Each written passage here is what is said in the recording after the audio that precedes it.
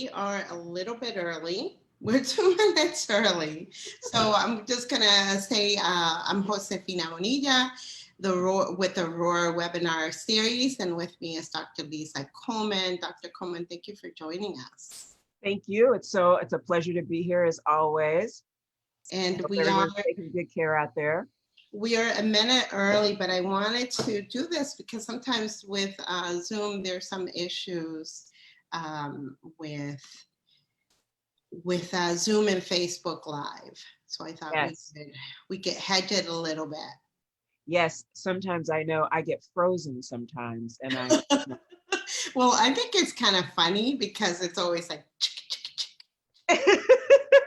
it's always like the most like hello. Yes, it is. It is. Yes. It's very expressive. And of course, because I cannot hide my emotions, I start laughing every time I see it. Me too, actually. It's very funny. So I was thinking, Lisa, that as we talk about diversity, inclusion, and equity, there's things that we can all do in our daily lives, whether it's at work, whether it's other places, that we can be more mindful about doing that or being more inclusive. I was thinking, we may not think that we're in leadership positions, but we are. Even if you're, especially if you're the gatekeeper in your organization, right? So if you're getting resumes, maybe you need to, you know, pause and look at what the resumes are coming across. Do you have any type of biases that are stopping you from creating an inclusive pool of candidates? No, like as little as that, right? That's right. That's right. So I think that's right, Josefina. There are things you can do in your everyday practices. So from thinking about how you're getting resumes, right? Where you're getting resumes, how you're thinking about advertising, and then also the networks, right? So one of the things that some of us do is even on LinkedIn, one of the things you can do is just go through those networks in your everyday practice and then send people that you think have good networks the position description.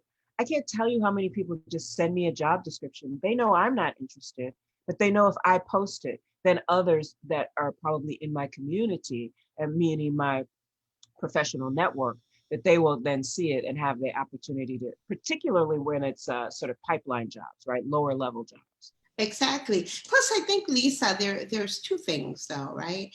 There's tapping you and having you do the work, right? But there's also leveraging your network and being part of that process yourself. Because I think, and you and I have had similar situations where people just tap you to do the work, but they're not I was invested. just about to say, and I never post with people I don't know or I don't trust or I'm not in a relationship with. And what I mean by that is a professional relationship, right? Like, we all can have 2,000, 3,000, 4,000 friends on Facebook or LinkedIn or whatever, but that doesn't mean that they're actually in our network, right? And so how that I think is the important part, to make sure that you sustain those networks. And then I think the other thing is to go back to some of the things that you just said. The other thing that we know, and we know this from research, is we're much more likely to call on people we know than people we don't know. So how are you keeping in contact with people across a diverse network, right? Like, I keep in contact with people who are diversity professionals, but I also keep in contact with people who are, Latinx, who are indigenous, who are men, have disabilities. We know also that we don't necessarily always live together, meaning in neighborhoods. And so Mhm. how do you have to sometimes try to create networks through community service or volunteerism or things like that, or at your school. When you go to school, right, which parents do you socialize with? All these things, right, to create better, meaning more diverse and more enhanced networks. So those are the kinds of things that we can do every day, right, to just like say hello to someone who's different than we are. Yeah, I think it's so important. It's so important not only to say hello, but understand where they're at in life, right? You have to exercise without that muscle. this judgment or this sort of barrier that comes up that says, I really, it's almost like this, right? No Yes. one's going to bite you. And if they do, you should enjoy it. Exactly. Exactly.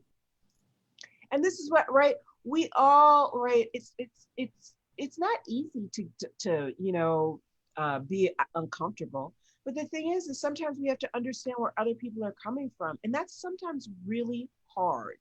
And like, so I agree. And if people can't sort of step outside of themselves or step outside of their box to see somebody else, it's really hard to do diversity, equity, and inclusion work in your everyday life. If you can't do it in your everyday life, then it's really hard to do it right in your work life. It's like a muscle. It's just like a muscle. You have to practice it. If you don't practice the muscle, you don't get good at using it. And it's not enough to say, I have a friend. No, that's exact. We all have a friend, right? But That's you the know what? worst, actually. That comes up often enough. Yeah, the worst is I have a Black friend. I have a Puerto Rican friend. I have a friend with a disability. Often, I always say, does that person call you their friend? Exactly, exactly. Right? I was at a meeting once. Of course, I'm not going to say where and with whom, but it was the head of HR for a company. And this person came into my office and wanted to know at 5 minutes into the conversation, she talked about her Puerto Rican friend. And it was just like painful to hear her talk like that, because I was encouraging the company to start looking at diversity practices, inclusion practices, and that's what she had to bring Well, to. and this is where you know that the problem probably already exists, is when instead of actually addressing what you were talking about, which are business practices, right? So if someone comes in to me and says, Lisa, I want to address something around business practice or policy, I don't then say, I hear you, Josefina. You know, last night I was with my Puerto Rican friend. What does that have to do with the business practices? What Exactly. does that have to do with policy making? Right? Unless your next statement is this. Last night I was with my Puerto Rican friend, and I just brought this up to her about changing policy, right? And Because why I, you even have Puerto Rican in there? right, and then I was going to say, and then you wouldn't say Puerto Rican. You would just say, I was just talking to my friend last night about policy changes. And where you might say something is say, oh, and as we were talking about it, she was talking about things she was doing in her company, maybe for people of color or something like that. So you might be talking about the practice, but not the person. Exactly. And it was painful. It was really painful for me to and I'm always I do feel that I'm always pushing people's buttons, because I then of course said, is that your only Puerto Rican friend? What does that have to do with anything? It doesn't have anything to do with anything. And it's just, I mean, and to your point, it's sort of insulting, because it's like, we are trying to do, and often I find it's when we're trying to do really good work. And then you want to talk about this other thing, which has nothing to do with the work at hand or the issue at hand. When we're talking about our friends or networks, etc., right? That is often a very different conversation than what we're trying to do at work. But we do need to exercise the muscle of having, right, better networks. And sometimes that does mean you need to grow your friendship circles or your acquaintance circles. But that doesn't mean then you come into a conversation and say, oh, and by the way, I've done this great thing. I just got two new Puerto Rican acquaintances or two new Black acquaintances. What does that mean? And what does that have to do with anything? What does that have to do with anything? But I think that sometimes, in an attempt to find this middle ground, it's like that's what she felt Well, comfortable. and because people do think, and it is true, to grow your network is important. That is important to grow your network, to have diverse networks. But that doesn't mean, right? And I think this goes back to this idea of authenticity, right? Are you authentic? Or are you, right, leveraging? It goes back to the very first thing that we said. If you just reach out to you or I and you just say, hey, post this. I don't know you. We haven't been engaged, right? That's I inauthentic, get it. right? If you are someone that I've been in a conversation with, you've reached out to me over time, you've reached out, you're part of a larger network that I'm part of, and you say, look, we've been having this conversation about X at your company, my company, etc. And we have this new posting. We think it'd be a really good role for a person in X with X background, etc. Then we're in a conversation. And Exactly. then we can talk about how you might leverage my network and how I might reach out to you to leverage your network. But that's very different than what I call is that that solicitation call, which is not authentic at all. No, it's not. And I think there's no problem for someone to come and say, Lisa, I we're connected on LinkedIn. I really am working on this. I don't have a huge amount of contacts, but I'm trying to grow it. Can you help me with this? How would Again, you feel if somebody reached out to you in that way? that's authentic. That actually says, I know that I haven't done as well historically at being in touch with people like you or people in your network. But again, that's an authentic statement. When it's inauthentic is when you say, hey, I was talking to my Black friend and I just thought I'd reach out to you. And now could you post this? That's not authentic. Maybe you know her, Lisa. Yeah, exactly. It's like, it's like if someone says, I knew someone in Boston. What's that mean? Exactly. Exactly. You It's live the in same. Boston. I know someone from Boston. What does that mean? Did they go to Exactly. Did they work at where I work? Did they go to? Are they part of my social network? What does that mean? That's exactly right. And it's the same kind of example when you say, I have a Puerto Rican friend or a Black friend or a friend with a disability. exactly. Now, so let's backtrack a little bit and talk about the everyday things that we can do aside from that, right? In a work environment. If you're a gatekeeper of some sort or you're a leader of some sort, you have the capability to expand that DE and I That's exactly window, right. I'm right? always looking. So one of the things that I do, just like you, so I host conversations with authors and lectures as part of what I do for NYU. I'm still Part of waiting what for my invitation. Oh, I'm hi. part of what I do, right, is I have these people who are, part of our faculty. And so I'm broadening their exposure across our faculty, right? So I'll have a conversation with Kenji Yoshino from our law school, and not everybody knows Kenji's work. But when I have a conversation with him, then the School of Education, or I might partner with a School of Public Health, right? So that I'm broadening that conversation for people to be able to see him.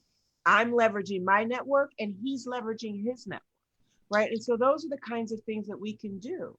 And that's a really great point because you have a huge network and you have the capacity or the opportunity to be able to put in front of others these other diverse voices. That's exactly right. And that's the question. How are you doing that? If you're the head of HR, how are you thinking about pipeline development, right? And not just from the lowest low, but also in terms of leadership. We know in the arc of organizations often that the highest level of the organization is the least diverse. So how are you thinking about developing programs for the middle management and high potential people right there who may have the opportunity to jump into leadership relatively quickly? So let's talk about that, Lisa. So if I'm the head of HR for an organization, I don't really have in-depth inclusive practices in my organization. But I do recognize that there's opportunities for mid-managers. How would I start something there? What would be some of the steps that I would take? Well, I think the first thing to think about too is how diverse is your middle management. But even if your middle management isn't diverse, who are the people in that middle management who care about diversity, right? Because then they're going to help shepherd that project. So the first thing I would do is run some focus groups with some of my middle management, right? And especially if I work for a large organization, I might not know them. So I might run some focus groups and then just develop some questionnaires to say, okay, who are you? What do you know? What are the things you're interested in? And then I might develop some kind of pipeline, meaning learning opportunity for those people who are interested in diversity, equity, and inclusion, and leverage that interest to say, okay, I'm going to put you in, a leadership workshop. And we're going to bring some leaders from the top of the organization to help you all to think about, 3 classes where they're going to talk about their leadership and how they've developed as leaders. And then we're going to, have some books and things and teach you some skills and develop the skills that you have and build upon those skills. And because you're interested in diversity, equity, and inclusion, we're also going to bring in some diversity, equity, and inclusion professionals to help you think about developing those skills, right? So then you're tapping into the network within your organization already, and then you're tapping into those people who really want to grow those skills. So that allows you, right, to diversify in a lot of ways. It helps you grow the potential within your company, but it also helps you think about pipeline development and pathway development with people who are interested in, as I said before, exercising that muscle. And that's a great pipeline or feeder into your employee resource groups. That's exactly right. And what if you had an employee resource group? What people will usually do is have employee resource groups that are dedicated to women, dedicated to people with disabilities. But I always say you probably need an employee resource group that is dedicated to high potential inclusion opportunities, right? You have to rethink these employee resource groups to think about those pathway and pipeline opportunities in terms of sustainability and succession planning. Now, Lisa, kind of off the chart type of question, but how are you thinking about employee resource groups with a pandemic happening and beyond the pandemic? Has that shifted? That has shifted. And it's funny because I actually also think that part of the way we can use employee resource groups right now is during the pandemic, we know that, for instance, women or people with disabilities or people of African descent and people of Asian descent, right, indigenous populations, people of Latinx descent, particularly on the West Coast, right, have experienced these disparities in terms of healthcare access, in terms of depression of work, for women in terms of childcare and elder care, for people with disabilities in terms of remote access. So how are you leveraging your ERGs right now to think about those disparate and disproportionate impact? I think that's number one. Number two, how are you engaging those? So if you're thinking about disabilities, how are you using those tools to say, for instance, Zoom overload for people on the neurodiverse continuum, right? So there are all these ways that I think we can be leveraging our ERGs, differently.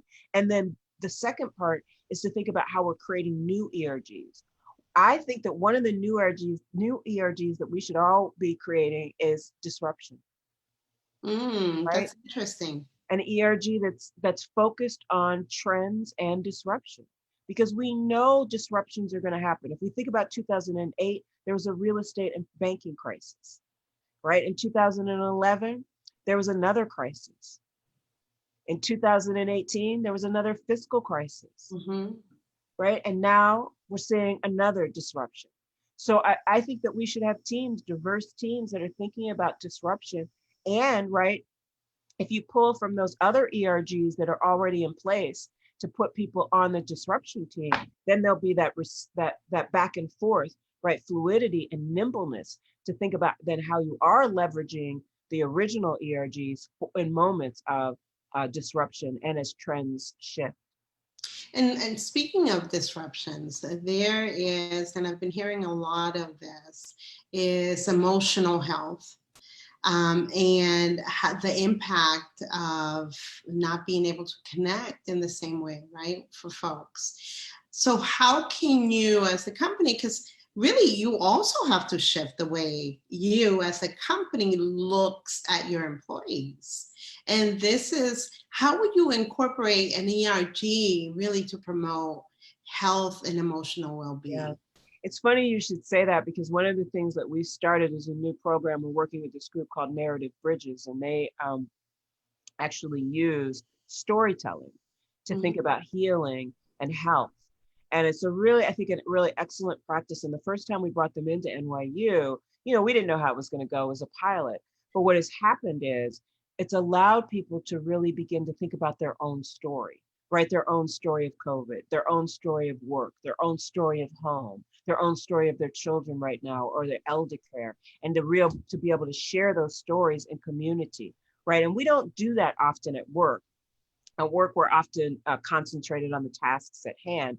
And what we're seeing with Zoom is, right, a lot of people try to convert. In other words, go straight from what we used to do that all on Zoom. Well, that's kind of impossible. It's impossible to work 9 hours consecutively on Zoom. We used to at least be able to walk and get coffee and walk to the bathroom and walk in between meetings. And we And don't talk do to that, folks. and talk to folks and engage and like touch someone on the shoulder and all kinds of things. And often, if we are at home with people, that's not what we're doing. We're managing, right? So we're managing the children, or we're managing our elder care or our spouses or things like that, because we're managing that so we can stay right present on Zoom. That's very different than when we used to go home and it was about then engaging with our family, Right, right? right.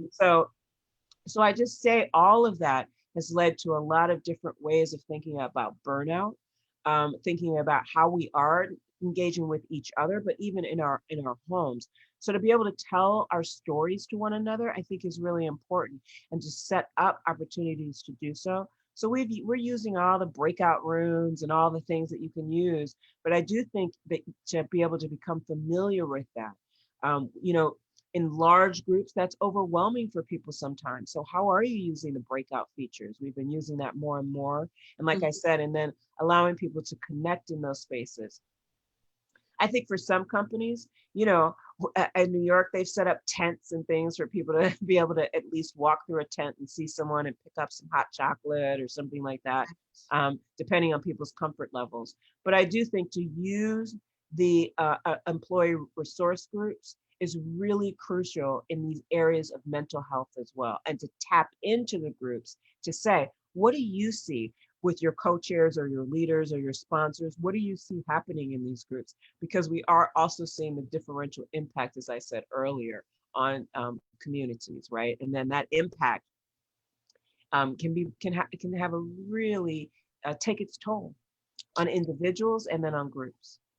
So one of the things that I was thinking about as you were talking, is that oftentimes people of color don't bring their whole selves to work, right?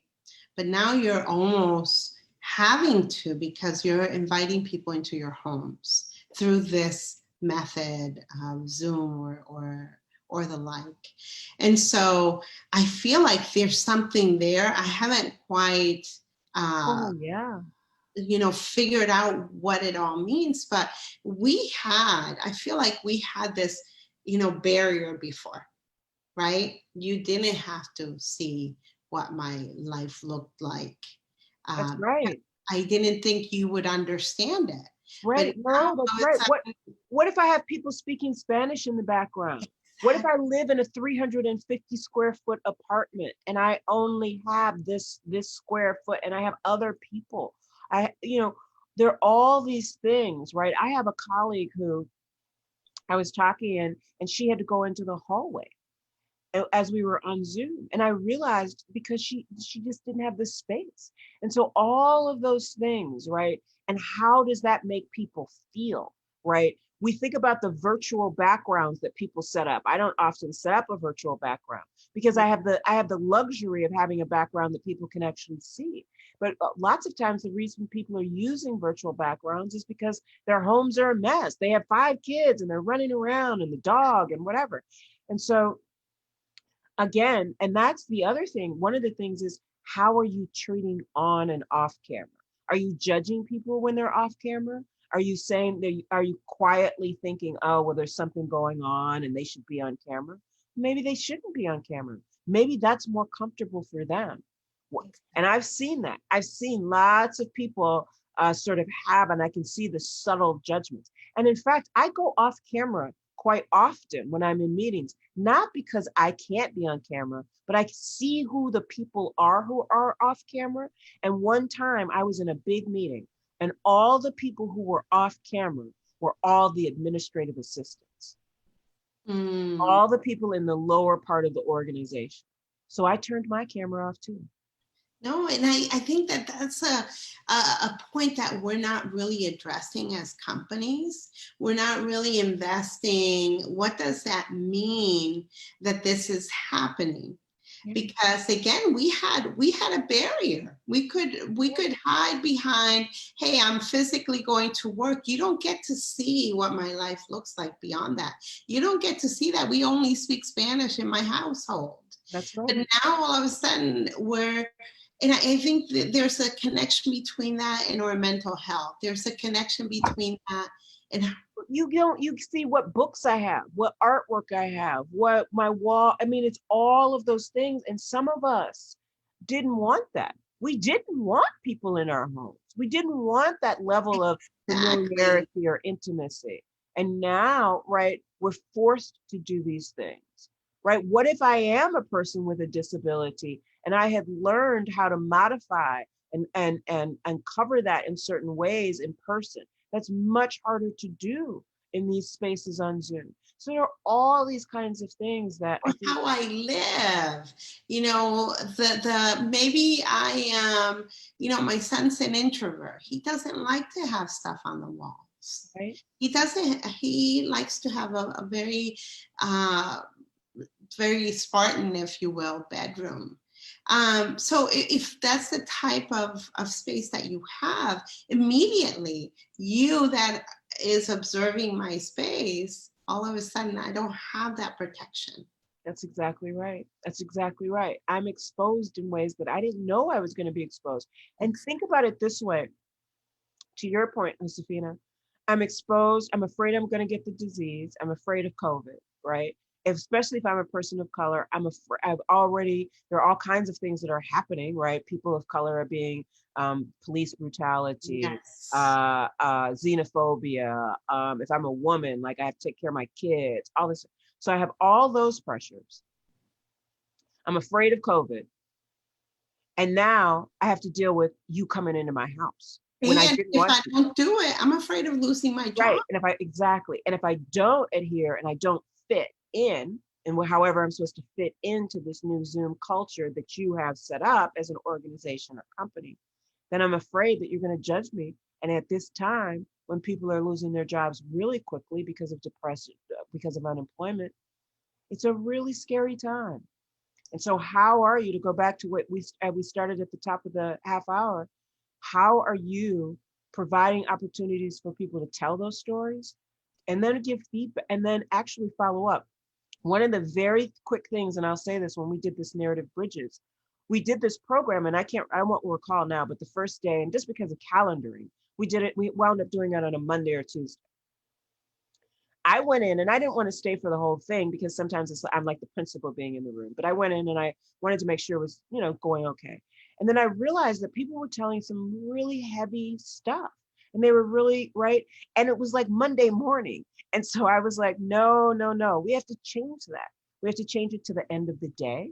We have to change it to when people maybe later in the week, so people can feel like they can tell their story and then have time for recuperation. Mm-hmm. And then we need to be able to follow up and say, these are the kinds of things that we're going to put into place because of the stories that we're hearing.